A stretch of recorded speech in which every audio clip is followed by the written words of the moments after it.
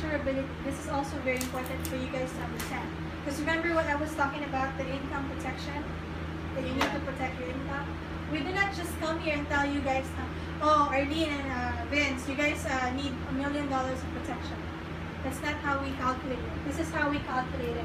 It's called DIME method, debt, income, mortgage, education.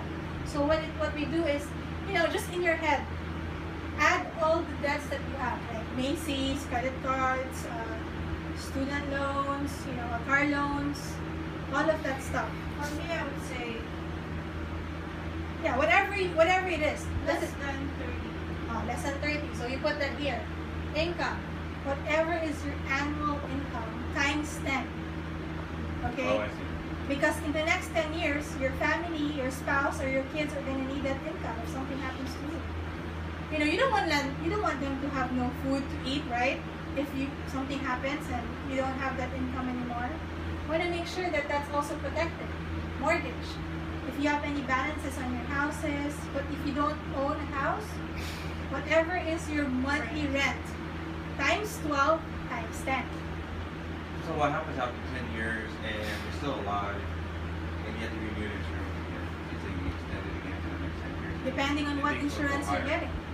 Depending on what it is. I'll make you understand that. But we're just going through with the protection that we need. Because like I said, we don't just we don't just throw you a random number. We make sure that it's the number that you really need, that is, you know, customized to your needs.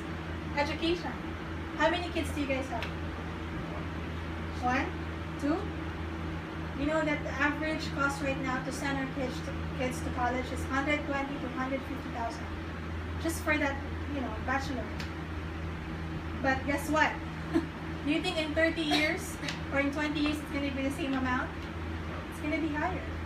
Like I have 3, so I have $360,000 that I need to make sure that it's there if something happens to me.